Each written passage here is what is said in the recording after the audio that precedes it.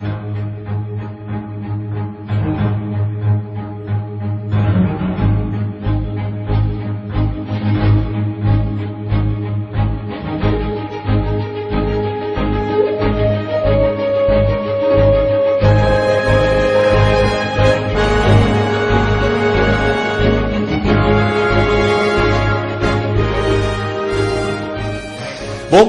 hoje eu gostaria de...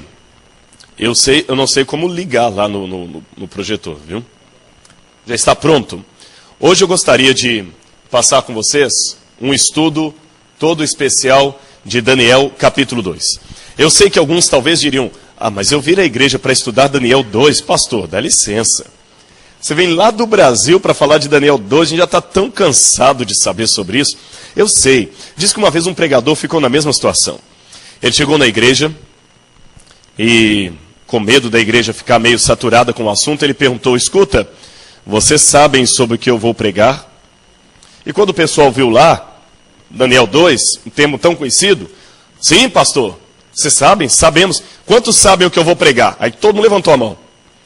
Aí o pastor falou, bom, se vocês sabem o que eu vou pregar, então não precisa que eu pregue. Vamos despedir, vamos embora. Ele despediu a igreja ali. Todo mundo ficou sem entender. No dia seguinte, tinha o outro dia da semana de oração. Aí os membros da igreja queriam ouvir o pastor, falou, não, dessa vez nós vamos pegar esse pastor.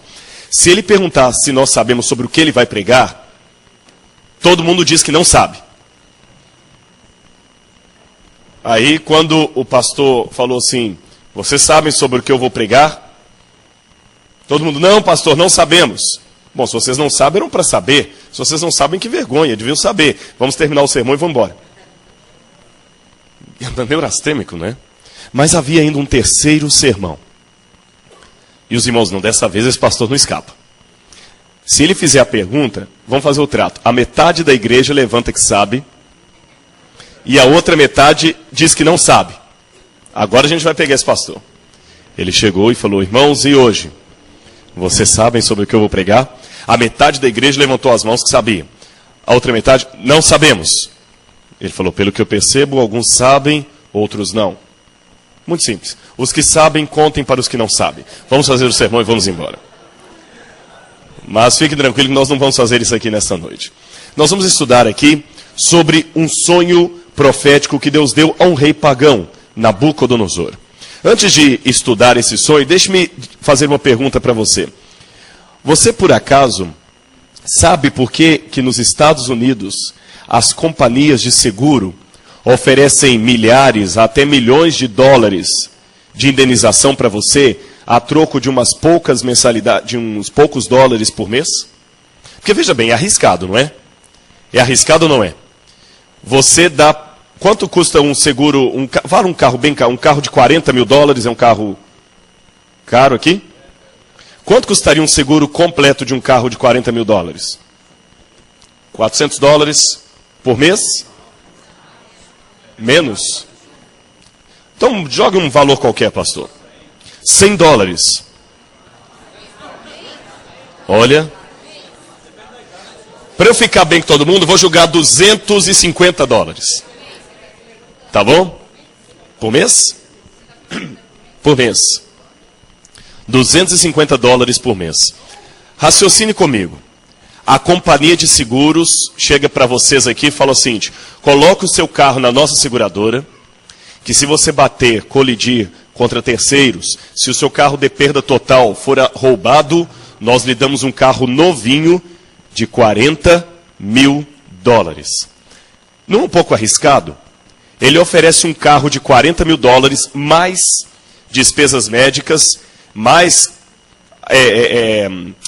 acidentes com terceiros, a troco de 250 dólares. Não é um pouco arriscado?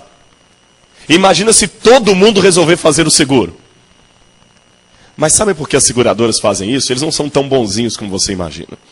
Há matemáticos que trabalham com um cálculo chamado probabilidades. As probabilidades combinadas. Os matemáticos sabem que a chance matemática de uma coisa acontecer por coincidência, ela é remota, ela é infinitamente remota. A chance que eu tenho de ter 1 milhão de pessoas asseguradas e 1 milhão de pessoas precisarem do meu seguro, ela é infinitamente remota, porque matematicamente falando, a chance de algo acontecer por coincidência quase não existe. Se você pegar 10 moedas numeradas de 1 a 10 e colocar no seu bolso, você tem uma chance de 1 em 10 de tirar a moeda número 1. Mas qual a coincidência que eu tenho de enfiar a mão no bolso e tirar a moeda número 1 e a número 2? Já é uma chance em 1000.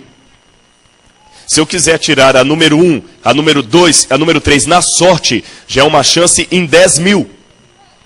No final das contas, você terá uma chance em 10 bilhões de conseguir tirar as moedas de 1 a 10 na ordem por sorte, por coincidência. Entenderam que, coincidentemente falando, é impossível que algo ocorra por coincidência? Compreenderam a questão? Então vamos aplicar agora a técnica das probabilidades combinadas à Bíblia. Nesta noite nós vamos estudar um sonho de um rei que revelou todo o futuro profético do mundo. Eu sou um pouco cético quanto à coincidência. Embora eu não seja um matemático, mas eu sei que a chance disso acontecer por acaso, ela é remota. Então nós vamos ver uma profecia que Deus deu a um rei pagão, interpretada por um profeta de Deus, que cumpriu ao pé da letra até os nossos dias. E se, matematicamente falando, é impossível que isso tenha acontecido por coincidência, você, com um pouco de inteligência, chega à conclusão de que só pode haver um Deus por detrás dessa profecia. Ela está em Daniel, capítulo 2. Abra sua Bíblia comigo. Daniel, capítulo 2. Daniel, capítulo 2. Se houver um visitante do seu lado, ajude oferecendo sua Bíblia, ou quem sabe ajudando a encontrar a passagem. Não é isso? Cortesia é o 5º evangelho. Nós temos 4 evangelhos na Bíblia e temos o 5º, que é a cortesia. Então veja se algum visitante do seu lado, ofereça a Bíblia. Eu ainda daqui à frente vejo alguns visitantes que estão sem Bíblia, e eu gostaria de ver os membros se movimentando. Olhe do seu lado, se tem alguém. Às vezes é uma visita até da igreja mesmo, mas se alguém está sem Bíblia, ofereça. Muito bem, Daniel, capítulo 2. Vou ler aqui na tradução da minha Bíblia. No 2º ano do reinado de Nabucodonosor, teve este um sonho. O seu espírito se perturbou e passou-lhe o sono. Então o rei mandou chamar os magos, encantadores, os feiticeiros, os caldeus, para que lhe declarassem ao rei quais foram os sonhos. Eles vieram e se apresentaram diante do rei. Bom, o sonho que Nabucodonosor teve foi muito estranho. Daqui a pouquinho nós vamos ver qual foi esse sonho. E a Bíblia diz no capítulo 2, verso 1, que quando o rei teve o sonho, o seu espírito se perturbou. No hebraico há uma expressão muito curiosa, titpaem. Titpaem significa os seus pés começaram a bater. Deixa eu explicar uma coisa para os irmãos. Eu estou fazendo no Brasil um dicionário de expressões idiomáticas da Bíblia. Vocês sabem que em inglês você tem muitas expressões idiomáticas que não dão certo se você traduzir ao pé da letra para o português. Não é isso? Eu noto aqui como vocês falando, convivendo tanto com o inglês, começam a aparecer o inglês no português. Exemplo de coisas que não se dizem em português. Eu vou fazer aplicação para os meus documentos. Isso é inglês. Você está pensando em inglês. Eu tenho um apontamento com o pastor da igreja hoje à tarde. Não é isso? Eu vou chamar para fulano agora. Eu vou chamar para... I will call in for. Né? I call in to. Eu vou chamar para. A gente não fala assim em português. Esse é o anglicismo. É o inglês que está na sua cabeça. E nessa aí, muitas expressões idiomáticas do inglês, você começa a passar para o português. Da mesma maneira, do português, nós temos expressões que podem causar polêmica. Eu estou morto de cansado. Como morto se cansa? A Bíblia também tem as suas expressões idiomáticas. Por exemplo, amarrar os rins significa levantar para partir. E quando você está traduzindo isso na Bíblia é complicado. Tradutor e traditório. O tradutor é um traidor. Se você traduz ao pé da letra, não faz sentido. Se você muda, está mudando a Bíblia. Então, se ele lê na Bíblia cingindo os lombos, ou amarrando os rins, significa levantar para sair. Bater os pés significa literalmente ficar com o coração palpitante, querendo de todo jeito saber o entendimento. Então Nabucodonosor ficou muito nervoso, ele ficou agitado. A Bíblia dá a entender que esse sonho repetiu várias vezes, porque ele pediu aos magos para interpretar os sonhos. Então ele tinha o sonho e esquecia, e tinha de novo e esquecia. O rei estava aflito para saber qual o significado daquele sonho. E a Bíblia diz que ele chamou aqui os magos, feiticeiros, os astrônomos. Todos trabalhavam na corte de Babilônia. E Daniel também estudava na mesma universidade que esses homens foram diplomados. Ontem nós vimos no sermão quais foram as aulas que Daniel teve ali. Qual era o papel dos magos e feiticeiros? Não é isso? A Bíblia não fala aqui? Então mandou chamar os magos e encantadores, ou magos e feiticeiros.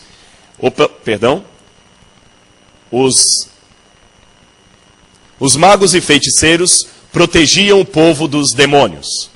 Os encantadores eram os especialistas treinados para manter os deuses satisfeitos. Os astrólogos, que vai ser mencionado no verso 27, interpretavam os presságios astronômicos e previam o futuro. E os caldeus eram os chefes do grupo. Então, na Universidade de Babilônia, era como se fosse uma faculdade de medicina. Todo mundo se gradua como um médico. Só que um se especializa em cardiologia, o outro se especializa em ginecologia, outro se especializa em endocrinologia, tem as várias especializações. Na faculdade de Daniel, todo mundo se especializava, se graduava como um mago. Só que alguns eram especializados em encantamentos para proteger dos demônios, outros eram para interpretar o futuro a partir das estrelas, outros eram os chefes, os mais graduados eram os caldeus. Curioso, deixe-me abrir um parênteses. Daniel estudou nesse ambiente. Daniel ficou exposto a esse tipo de pseudociência. Como será que Daniel fez para não se contaminar? Eu vou dar uma dica para você. Em primeiro lugar, Daniel sabia quem ele era. O primeiro passo para você apostatar é você perder a identidade de quem você é. Nunca mais esqueça disso. Se você sabe quem você é, o meio não muda a sua cabeça. Quando você tem dúvidas de quem você é, o meio muda a sua cabeça. Vou dar um exemplo. Você pode morar 30, 40 anos aqui nos Estados Unidos. Eu não estou falando das crianças que nasceram e foram batizadas aqui. Eu falo de você que veio adulto. Se você é um brasileiro mesmo no seu coração, e sabe que você tem amor ao Brasil, você pode até conviver com a cultura americana, você pode até ficar nesse país, você pode ter o seu green card, você pode ter até cidadania, mas no fundo, você conhece as suas raízes. Você sabe que é um brasileiro. E quando você ver a bandeira do Brasil com ordem e progresso tremulando, o seu coração palpita porque você sabe quem você é. Agora, quando você não tem certeza de quem você é, 3 meses aqui são suficientes para você voltar para o Brasil e chegar lá falando assim: irmãos, é muito bom ter voltado ao Brasil. Como diz mesmo isso em português? Eu esqueço. Eu não estou falando de quem foi alfabetizado aqui. Eu quero deixar isso bem claro. Eu sei que há crianças, adolescentes que cresceram aqui, foram alfabetizados em inglês, ouvem inglês o tempo todo, e para eles o português é quase segunda língua, que eles só ouvem em casa com os pais. Eu não estou falando, gente, assim, ou como um amigo meu, o pastor Paulo Bock, que casou com uma americana, o filho não sabe português, nem a esposa, ele convive o tempo todo com o inglês. É lógico, está 40 ou 50 anos já que ele está aqui nos Estados Unidos, é uma situação diferente. Eu estou falando daqueles que passam 2 meses aqui, não aprendem o inglês e esquecem o português. Não tem identidade. Não tem identidade. Quem não sabe o que é, está se programando para perder a sua identidade. Você tem que saber quem você é. Quais são as suas raízes. Se não sabe o que acontece, você se vende com muita facilidade. E você ama esse país, não porque você ama esse país, porque aqui é um país rico. Você não teria o mesmo sentimento na Etiópia. Você não ficaria na Etiópia, como eu ouvi alguém falando assim: não fale mal do meu presidente, referindo-se ao presidente Bush. Você não falaria isso do presidente da Etiópia se você passasse 20 anos lá. Por quê? Porque na Etiópia não tem a riqueza que tem aqui? Então, cuidado. Você tem que saber quem você é. E esse exemplo que eu dei de nacionalidade, eu aplico também à religiosidade. Você tem que saber em que você acredita. Daniel sabia no que ele acreditava. Ele sabia do que ele não podia abrir mão. Por isso ele ouvia o ensinamento dos professores babilônicos, mas ele sabia com o que ele podia concordar e com o que ele não podia concordar. Ele sabia quem ele era. Deixe-me aproveitar para fazer uma pergunta. Você, como membro da igreja, sabe do que você não pode abrir mão? Eu tenho medo, pastor, de fazer um sermão baseado em Sofonias, capítulo 2, porque eu não sei quanto tempo a igreja vai demorar para achar o versículo. E alguns vão sair da igreja acreditando que a sua Bíblia não tem o livro de Sofonias. Ou quem sabe eu querer fazer um sermão baseado em 2 Nefi, capítulo 5, e alguns vão procurar onde é que está o livro de Nefi, sem saber que eu estou citando um livro do livro de Mórmon. Nós devemos saber quem nós somos. Sabem por quê? Aqui vem a dica. Olha para mim, nunca mais esqueça. O mundo hoje está nos ensinando tudo. A universidade ensina coisas contrárias à religião, ao evolucionismo. Mas o mundo também está entrando num caos, num sonho desesperador, como Nabucodonosor. E esse é o momento para você, Daniel, levantar. Como assim, pastor? Não estou entendendo. Eu vou explicar para você. Nunca houve um tempo em que houvesse tanta psicologia como hoje. No entanto, é interessante como, havendo tanta psicologia, há tanto desentendimento familiar, tantas pessoas se suicidando, tantas pessoas entrando em depressão. Não entendo. Nunca houve um tempo em que a medicina estivesse tão avançada como hoje. Só que pela lógica, eu fiz filosofia, o avanço da medicina deveria significar a redução das doenças. E por que as doenças estão aumentando tanto? Alguém está fazendo uma pregação no Brasil que eu discordo, embora eu já lecionei para a Faculdade de Pedagogia. É um lema do governo brasileiro hoje. Olhar bem de perto o futuro, junto com a Fundação Roberto Marinho. Olhar bem de perto o futuro e compreender, educação é tudo. Eles estão falando isso no Brasil. Se nós dermos a educação, nosso país vai ser rico, vai ter isso, vai ter aquilo outro. Será que educação é tudo? Esse país é ou não é um país educado? É ou não é? Se esse aqui é um país educado, por que estão registrados mais de 10 mil assassinatos ocorrendo em sala de aula a cada semestre por jovens de classe média alta? Nos Estados Unidos da América. Por que há tanta criminalidade nas escolas? Se educação fosse tudo, não deveria haver drogas nesse país. Se educação fosse tudo, não deveria haver desentendimento familiar. Educação não é tudo. E o pessoal está assustado aí fora, sabe por quê? Porque o mundo hoje tem psicologia, o mundo tem educação, os livros de autoajuda estão como os best-sellers nas prateleiras, e mesmo assim o mundo está cada vez mais perdido. É Nabucodonosor que não sabe como interpretar o seu sonho. Aí está o momento de você, Daniel, levantar. Nabucodonosor chamou aqueles homens, eles vieram, e deixa eu mostrar a vocês como é que era o sistema de interpretação deles. Eles abriam as entranhas dos animais, de bodes, arrancavam o fígado do animal, eles pegavam o fígado, estão vendo ali? É uma prática usada ainda em algumas regiões, até hoje, do norte da África e também da Ásia. Eles abrem o animal, estão vendo? E depois eles tiram o fígado do animal, e com base no formato do fígado do animal, eles interpretam os sonhos e o futuro. Era assim que os magos de Babilônia faziam. Aqui eu vou mostrar na arqueologia um objeto muito interessante. Esse objeto aí. Esse era uma espécie de dicionário de interpretação de sonhos. Eles arrancavam o fígado do animal, jogavam no lugar, e um outro mago ia e começava a olhar as entranhas. Como é que estavam o músculo do animal. E com base naquilo ali, ele ia ditando para o outro, e o outro ia comparando o fígado do animal com aquele objeto de argila. Estão vendo que há algumas inscrições aqui embaixo? Então, pelo formato, eles interpretavam o prognóstico, o sonho. Tem um outro que foi descoberto nas ruínas do Iraque.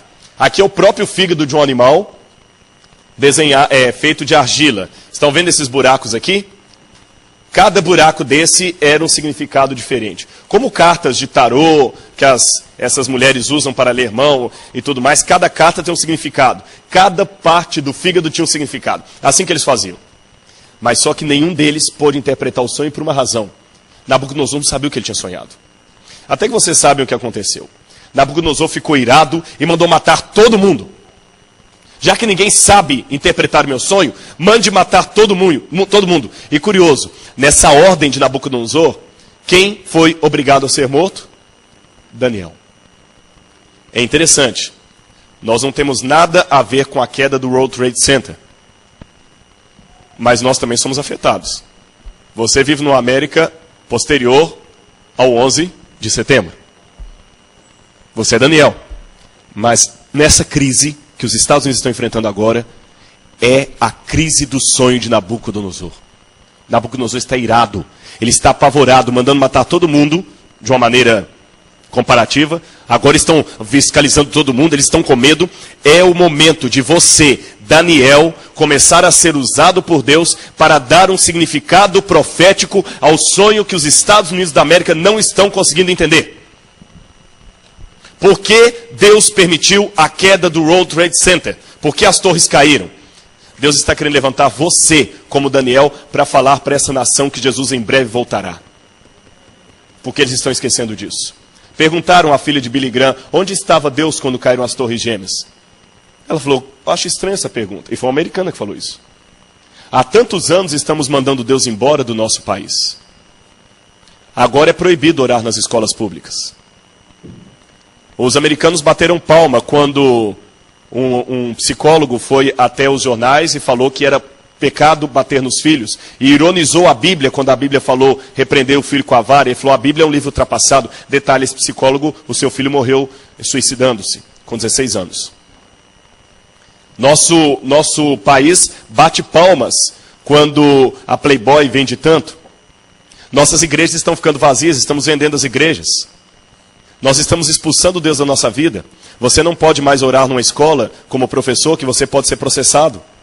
Você não pode mais bater de porta em porta dando um folheto, porque alguém pode se sentir coagido e pode processar você. Nós estamos expulsando Deus de todo lugar. E agora nós perguntamos onde Ele está. Deus é educado. Deus simplesmente falou, ok, vocês não me querem aqui, eu vou sair. E nós estamos precisando dar um significado profético aos tempos em que estamos vivendo. Só que nós, Daniéis, estamos calados. Como devemos pregar, falar, Nabucodonosor, com todo respeito, eu tenho a resposta do que aconteceu com o seu sonho. Nabucodonosor vai desafiar, você tem mesmo? Então vem cá, eu quero saber o que eu sonhei. E Deus começou a usar Daniel, porque Daniel orou. E Daniel começou então a dar o significado do sonho de Nabucodonosor. Ele falou, Nabucodonosor, sabe o que você sonhou? Você sonhou isso. E a partir do momento que Daniel iria descrevendo o sonho, Nabucodonosor foi entendendo. Rei, você dormiu muito preocupado com o que iria acontecer no futuro do mundo.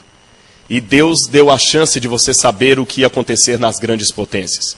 Você, rei, viu uma grande estátua. Uma estátua enorme. A sua cabeça era de puro ouro. O peito e os braços eram de prata. O quadril dela era de bronze. As pernas eram em ferro. E os pés eram ferro misturado com barro. Nabucodonosor, puxa vida, foi isso mesmo. Um detalhe curioso. Heródoto fala das fases do mundo que eram comparadas aos 4 metais. Ouro, prata, bronze e ferro. Por isso que a estátua era de ouro, prata, bronze e ferro. E depois que o senhor estava olhando a estátua, rei, uma coisa curiosa aconteceu. Uma pedra vinda do céu sem auxílio de mãos humanas, bateu nos pés da estátua, esmiuçou a estátua, quebrou a estátua e essa pedra encheu a terra. Foi isso mesmo que eu sonhei. É isso mesmo, eu estou lembrando agora. E o que significa isso? Eu vou dar uma boa notícia para o senhor, rei. Tu, ó rei Nabucodonosor, tu és a cabeça de ouro da estátua. Eu sou a cabeça de ouro, sim. Babilônia era um reino fantástico. Eu havia mencionado para vocês ontem. Babilônia havia conquistado toda a famigerada e terrível Assíria. E o rei Nabucodonosor era exemplar. Eu falei com vocês dos jardins suspensos da Babilônia. Havia árvores de 25 metros de altura nos jardins suspensos da Babilônia. Era uma fortaleza inexpugnável. Só que Daniel disse algo para o rei. Rei, só que eu tenho uma notícia triste para dar para o senhor. O senhor é a cabeça de ouro. Mas o seu reino vai passar. E ele vai ser conquistado por um reino inferior ao seu. É interessante. Qual metal é mais precioso? O ouro ou a prata? Interessante, a prata é inferior ao ouro. Qual metal é mais precioso? A prata ou o bronze? o bronze é inferior à prata? Qual metal é mais precioso, o bronze ou o ferro? O bronze. O ferro é inferior ao bronze. Sempre um reino inferior vai conquistar o outro rei. Você está brincando. É verdade. E a profecia se cumpriu. O reino de Nabucodonosor parecia inexpugnável, impenetrável. Ninguém podia invadir aquele reino. Naquela época, as pessoas tinham o costume de cercar uma cidade.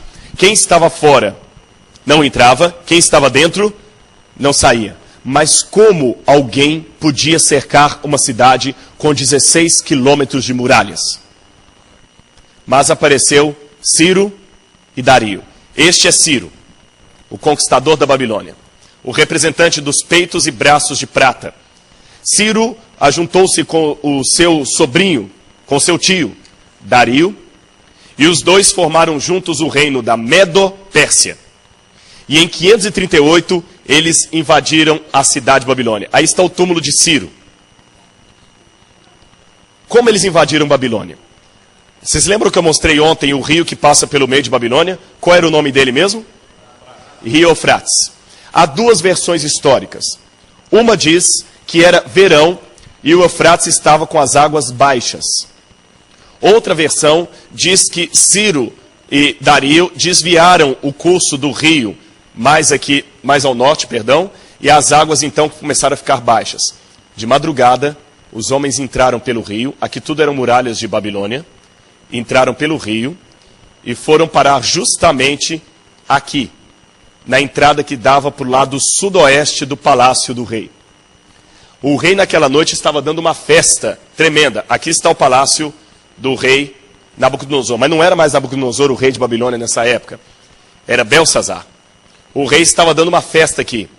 Eles vieram caladamente pelo rio, entraram por debaixo dos arquedutos e mataram todos que estavam no palácio, inclusive o rei, e dominaram a cidade de Babilônia. Incrível, a cidade não foi cercada. As pessoas que moravam nas cidades, nas casas, estavam dormindo.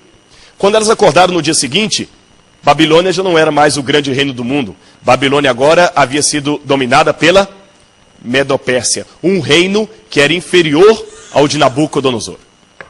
Só que a profecia continua. Depois da Medo-Pérsia deveria vir um outro reino. O reino da Grécia. A Medo-Pérsia dominou toda essa região aí. Mas ela seria atacada pelo quadril de bronze da estátua. O reino de Alexandre o Grande. Alexandre tinha pressa. Deixa eu contar uma coisa de Alexandre para vocês. O pai de Alexandre era Filipe da Macedônia. Crise de família, sabe, existe desde aquele tempo. Quando Alexandre era criança, e ele viveu na época que a Grécia ensinava as mitologias gregas, Filipe estava vindo de uma conquista com o avô de Alexandre. E eles encontraram Alexandre chorando muito. Chorando. Ele tinha uns 4 ou 5 anos de idade. Eles chamaram, por que você está chorando tanto? Eu choro sim. Por que você está chorando? Porque vocês estão conquistando tudo, e quando eu crescer não vai ter nada para eu conquistar. Esse era o espírito de Alexandre o Grande. Ele já queria ser herói desde criança. E teve uma coisa, a mãe dele teve uma briga com o pai. E para vingar do pai, ela chegou para Alexandre e falou assim, Alexandre, você não é filho do seu pai. Lembra que eu falei com vocês da mitologia grega? Eles acreditavam que os deuses do Olimpo desciam do Olimpo e tinham relação com as mulheres. E dessa relação nasciam semideuses. Vocês conhecem as histórias, não é isso? E um dos mais famosos era quem? Quem era o homem forte da Grécia? Hércules. A mãe de Alexandre falou assim, você não é filho do seu pai. Não, não. Zeus desceu do Monte Olimpo e dormiu comigo. E você nasceu. Você é filho de Zeus. Sério, mãe? Sério, Alexandre. Você é filho de Zeus e irmão de Hércules. Aí pronto, era o que ele precisava. Era a cereja do sorvete dele. Alexandre cresceu. Não, porque tem gente que se acha, né? Alexandre era desse tipo. Ele gostava tanto de si mesmo que eu acho que Alexandre queria se beijar na boca, de tanto que ele se gostava. Bem-aventurado aquele cuja fama não é maior do que o que ele mesmo é. Que é verdade, né, gente? Tem gente que é igual vitrine. Tudo que ele é tem que estar na vitrine aqui para todo mundo ver, né? Eu acho que não é bem por aí. A gente tem que ser um pouco mais humilde. Aprender. Tem uma outra profecia que vamos estudar na quinta-feira, se não me engano, que fala que Alexandre, no seu próprio poder, ele se quebrou. Porque ele era tão arrogante. Ele era bom, ele era competente. Olha o tanto de percursos que Alexandre percorreu com seu exército dominando tudo. Ele dominou até a Índia. Ele dominou mais do que a Babilônia. A Babilônia tinha sido só esse pedacinho aqui. A Medo-Pérsia tinha dominado toda essa parte aqui. Alexandre chegou até a Índia. Ele era bom, só que ele era arrogante. Ele era mais ou menos como um homem, que aconteceu isso aqui nos Estados Unidos. Um advogado. Não é piada de advogado, não, viu? Fiquem tranquilos. Ele tinha formado em advocacia e ele queria, a todo custo, mostrar serviço. E quando ele estava lá no escritório, todo animado para começar a trabalhar, primeiro dia de trabalho no escritório, estava lá a plaquinha, né? Lawyer. Eu disse lawyer, não liar. Eu falo com sotaque. Ele botou a plaquinha e chegou, então, uma pessoa falou para um primeiro cliente. Aí quando ele viu o cliente chegando, ele já pegou o telefone e falou... sim, fulano. Não, pois é, como eu estava falando... E fez para o cliente entrar, né? Como eu estava falando, eu não posso pegar o seu caso. Não, sinto muito, não dá. Falou, minha agenda está lotada, não tenho condições. Olha, na semana que vem eu tenho aquela ação contra aquela multinacional. Eu sei que a sua vai me render pelo menos uns 3 milhões de dólares de comissão, mas eu não posso pegar. Eu tenho muita coisa, desculpe-me. Tá? Sim, não, o secretário de Estado tem um almoço comigo amanhã, eu não posso te atender. Sinto muito, fulano, eu sei. Desculpa, eu estou com uma pessoa aqui. Só um minutinho. E o camarada sentou. Pois é, e o camarada impressionado com a conversa dele ali, falando de secretário, de... Tá bom, desculpe, agora eu tenho que desligar que eu tenho mais um cliente aqui e eu nem posso demorar com ele, daqui a meia hora o secretário de Estado vai ligar para mim aqui. E a conversa é particular.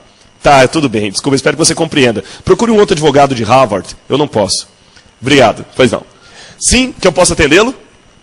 Aí o rapaz, não, nada não, eu sou da companhia telefônica, eu vim instalar o telefone. Cuidado para não ter o espírito de Alexandre o Grande. Cuidado. Alexandre se achava. Vocês estão achando que eu estou brincando?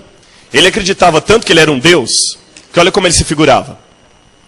Esta é uma das imagens de Alexandre gregas, datada de 2.300 anos. E ela mostra Alexandre figurado como o deus Hélios, ou Hélios, o deus Sol. Em algumas moedas, lá no nosso Museu de Arqueologia no Brasil, eu tenho 2 dracmas de prata que tem o rosto de Alexandre vestido de Hércules. Só que ele estava numa luta com Dario, não aquele Dario que entrou em Babilônia, mas Dario III. Ele estava lutando contra Dario para derrubar de vez a Medo-Pérsia. Sabe, quando ele derrubou a Medo-Pérsia foi uma coisa curiosa. Ele estava lutando na batalha em Issus. Estava lutando. E num dado momento, o soldado oponente passou a espada no braço dele e começou a sangrar. Quando Alexandre viu que desceu sangue e não licor, porque os gregos pensavam que os semideuses tinham licor nas veias. Quando ele viu que desceu sangue e não licor, ele ficou muito irado com a mãe dele. Ali descobriu que a mãe dele havia mentido para ele. Freud já explica isso, né? Então, nesse momento, Dario estava com seus homens lá embaixo do desfiladeiro. E quando Alexandre chegou com seus arqueiros aqui na beirada, Dario gritou lá de baixo assim, nós não vamos nos render. E Alexandre falou, você está em posição de desvantagem. Renda-se. Não vamos nos render. Alexandre falou, com o braço sangrando, eu tenho tantos arqueiros aqui em cima, que se todos eles lançarem as flechas para o céu, nós vamos escurecer o sol. Dario lá de baixo pegou a espada, ergueu e falou, pois assim é bom que vamos lutar na sombra. Alexandre então, sem pensar 2 vezes, deu o sinal e flecha começou a descer. E matou quase todos os soldados de Dario. Dario, evidentemente, pegou um cavalo e...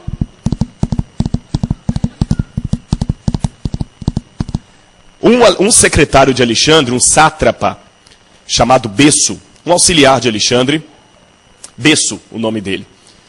Não é Beiço, Besso. Ele era um auxiliar, sabe, aquele correligionário ali. Ele, quando viu Dario fugindo, ele também pegou um cavalo e foi atrás de Dario. Ele matou Dario, que já estava ferido, e trouxe o corpo de Dario arrastado no seu cavalo. Quando Alexandre viu aquilo, Alexandre já estava chateado por causa da questão do braço. Bêcio falou: aqui, grande general Alexandre, o teu inimigo, eu trago para o senhor. Qual é o meu prêmio? Alexandre olhou e falou: é assim que você trata um guerreiro tão corajoso como ele? Eu vou te dar o seu prêmio.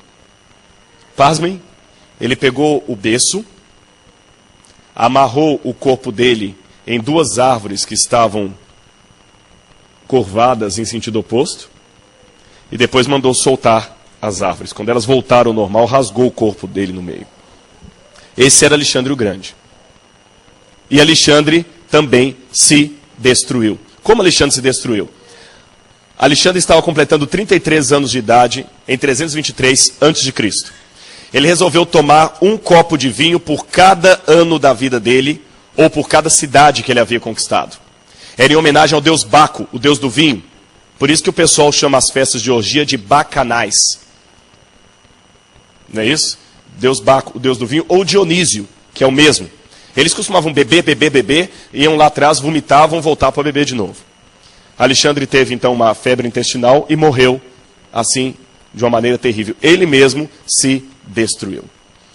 A seguir, Alexandre então, viria um outro reino, representado pelas pernas de ferro da estátua.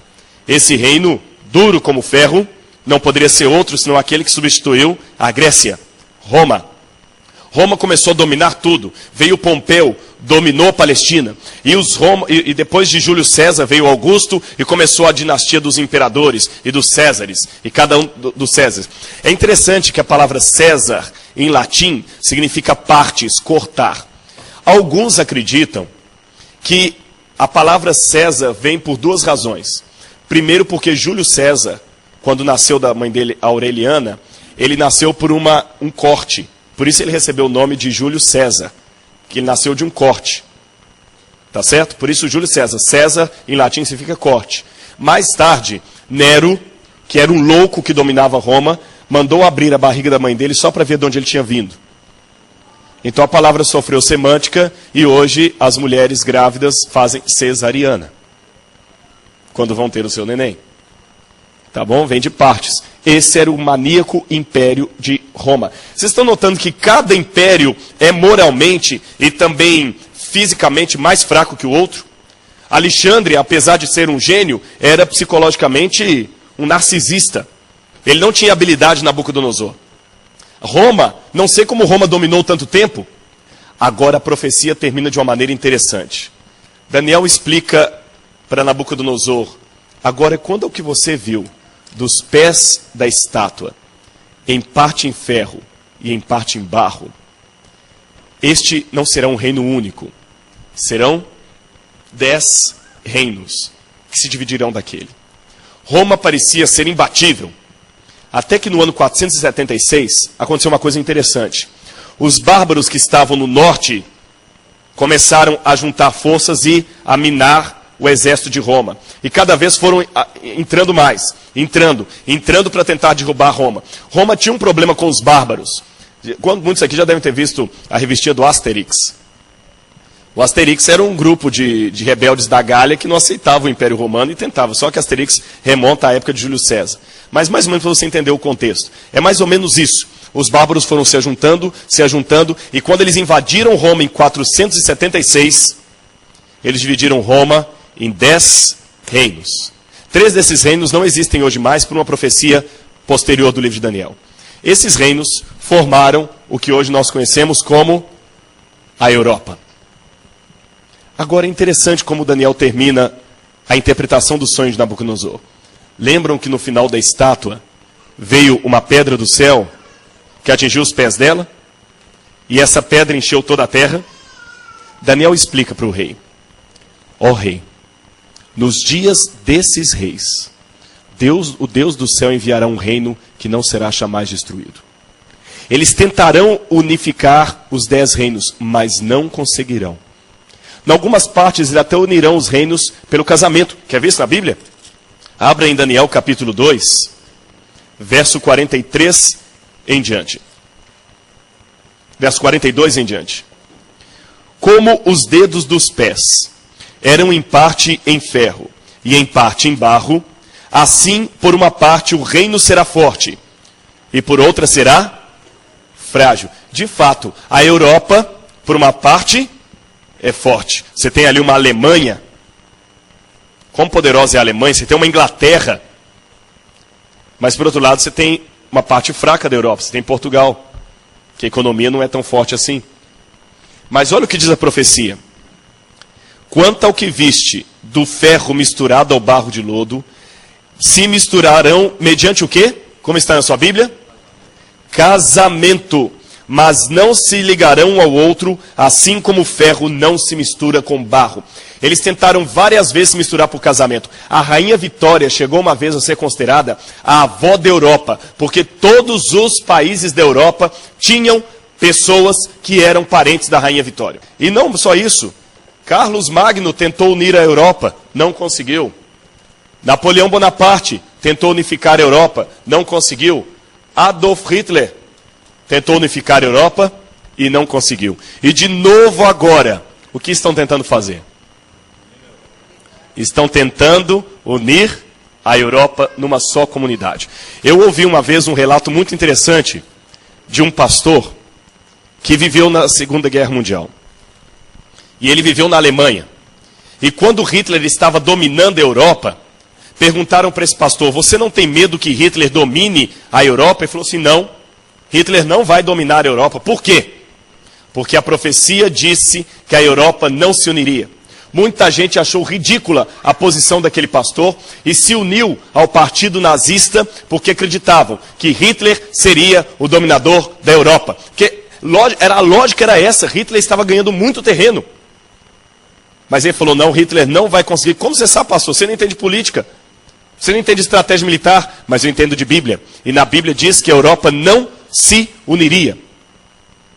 E aquele pastor conseguiu sobreviver porque a Europa não se uniu. A Europa não vai se unir, porque a profecia assim o disse.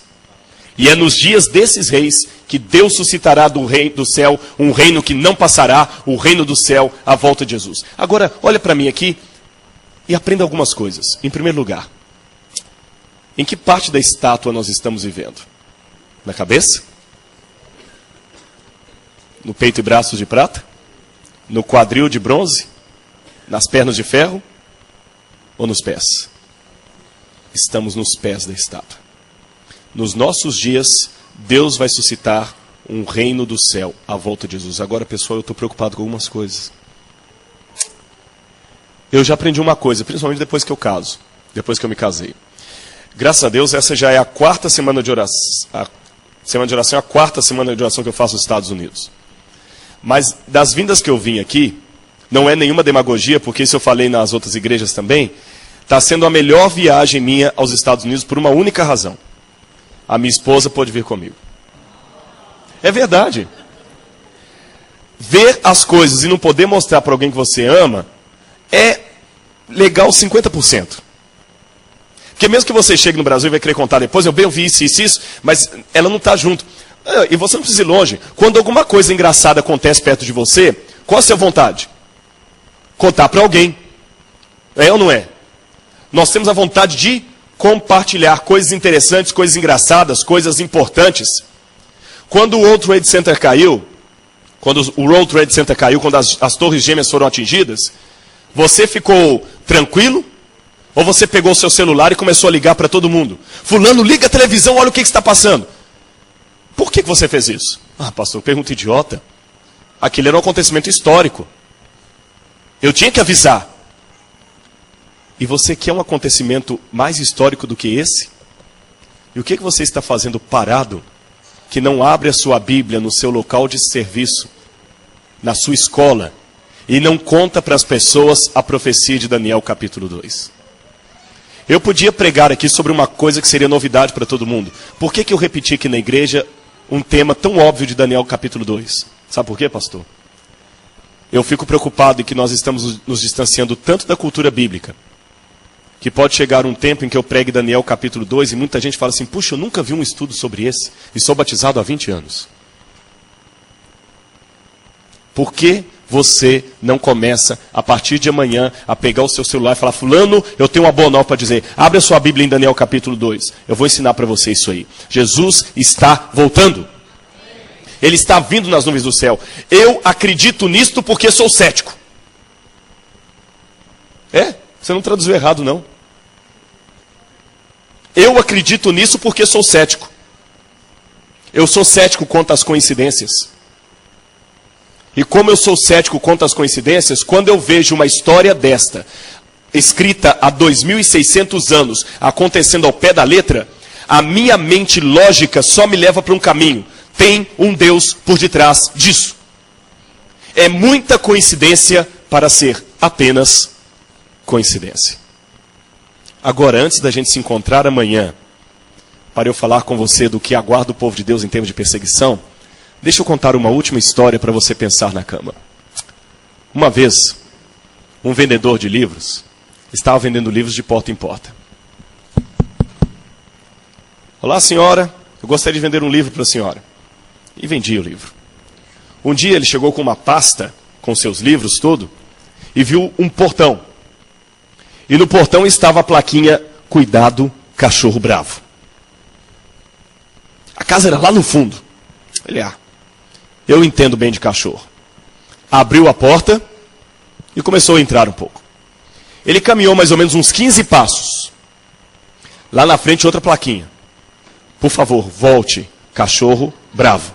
Tinha até aquela foto do cachorro com o círculo, sabe? Andou mais um pouco.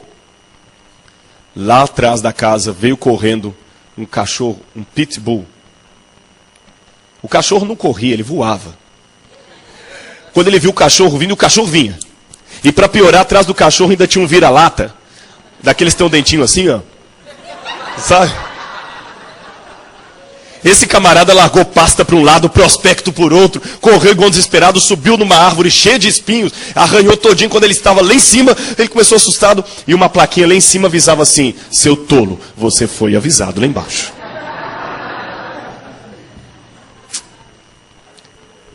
Eu e você estamos sendo avisados aqui, não estamos? Você é inteligente. Deus lhe deu inteligência. Não brinque com a sua salvação. Por que você ainda não contou esse estudo para outras pessoas? Anuncie que Jesus está voltando. Para o mundo aí fora, a unificação da Europa pode ser até uma estratégia política. Para mim, é mais do que isso. Além disso, existe um significado profético na história que aponta para o lar.